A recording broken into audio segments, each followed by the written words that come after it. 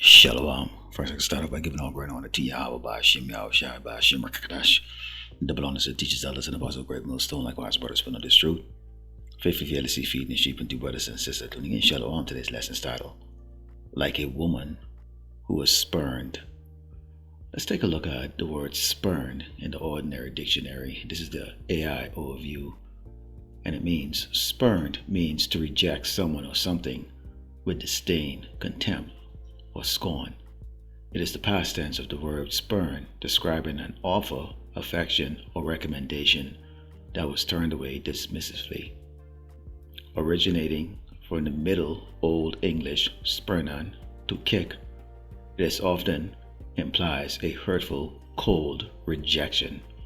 And you can see the synonyms there with rejected, scorned, snubbed, dismissed, despised, shunned, decline, and all of this, relates to the whore, which is Great Babylon America, who right now is being spurned.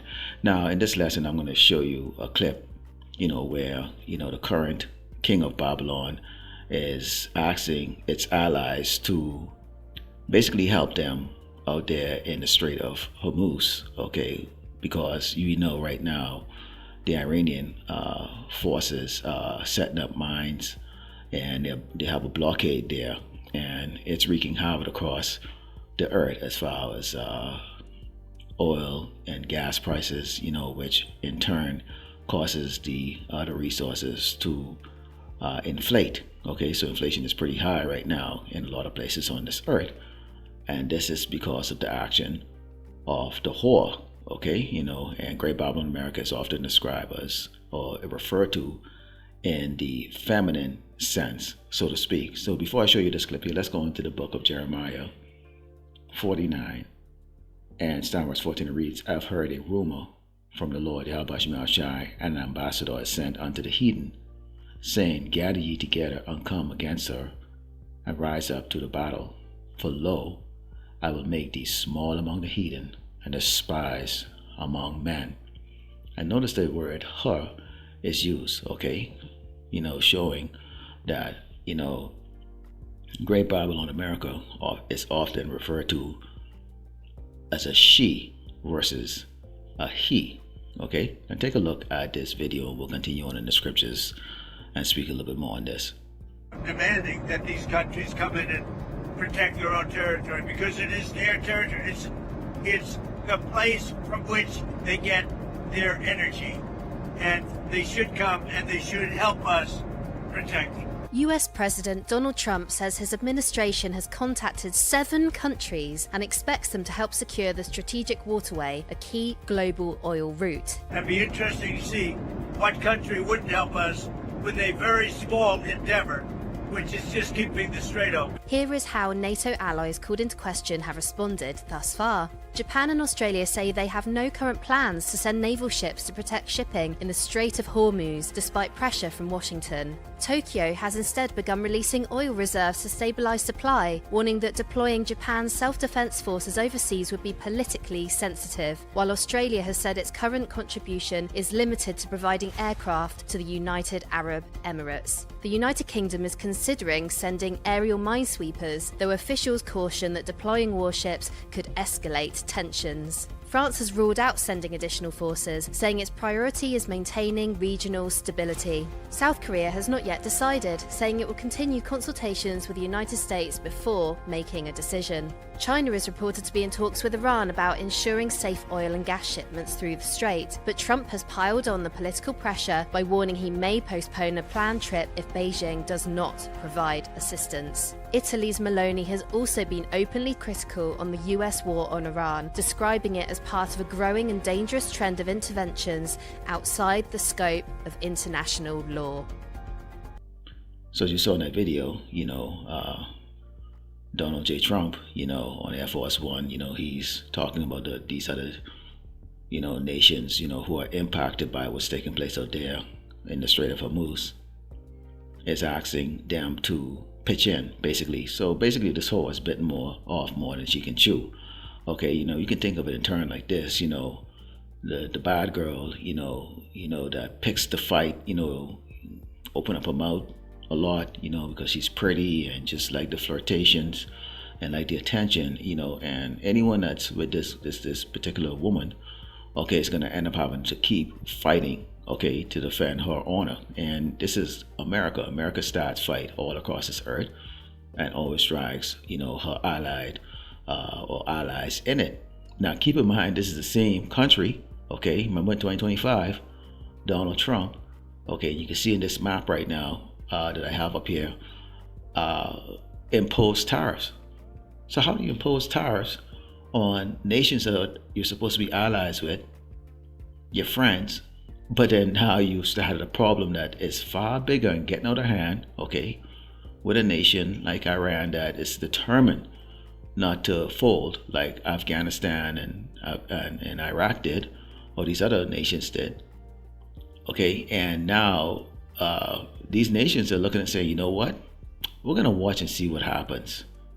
We want to watch and see what happens. See, the realization is that if this gets into a big war, there's going to be a lot of casualties on the American side. Okay, let's go into the book of Revelation 17 and start with verse 15. It reads, "And he said unto me, the waters which thou sawest, where the whore sitteth, are peoples of multitude of nations and tongues.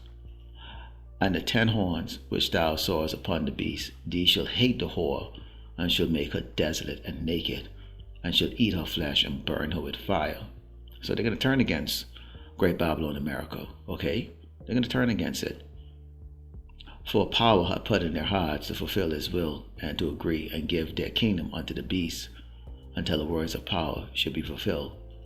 And the woman which thou sawest is that great city, which reigneth over the kings of the earth," which is America. Okay, it's America. Whatever America say or whatever the whore says goes. And it's always, the whore's always had a backup.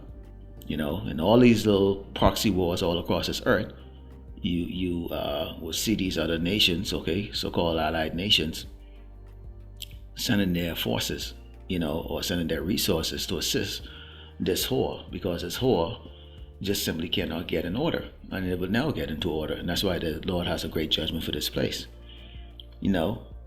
So here it is, starting the problem but calling for help. The problem is all whores get old eventually, and Great Babylon, America, is now an old whore. Okay, so it doesn't have that appeal anymore. These countries realize that they can move forward and exist and trade with each other without the whore.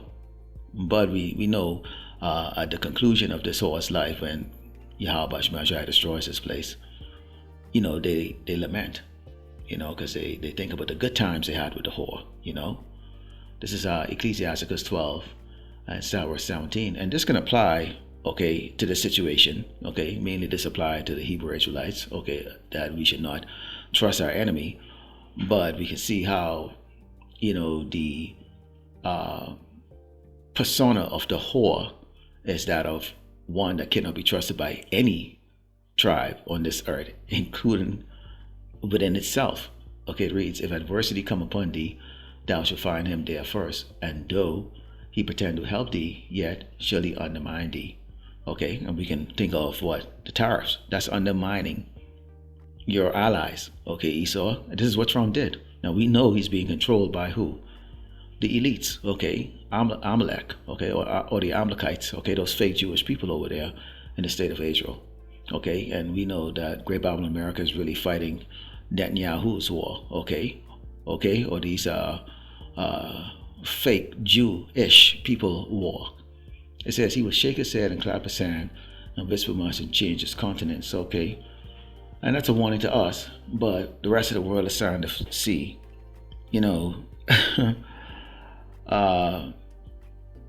the wicked is who we're talking about. Okay, and that sinful kingdom on this earth that the Lord have his eyes on is Great Babylon, America. Let's close with the book of Revelation 18 and start verse 7, because eventually, from this rejection, the spurning that's going on right now, where these allied nations are saying, you know what, get yourself out of it, whore, get yourself out of it. We kind of want to see how this is going to play out. Okay, it is going to lead eventually to the whore's destruction. It reads, how much she had glorified herself and lived deliciously. So much torment and sorrow give her, for she had said in her heart, I sit a queen, and I'm no widow, and she'll see no sorrow. So the whore is a baller, you know. I mean, just used to being adored and worship and having her way, and just, you know, not have a care in the world, okay? You know, queen bee, so to speak. That's what America is. Therefore shall a place come in one day, death and mourning and famine, and she shall be utterly burned with fire. For strong is the Lord power who judge her. So who's going to judge her?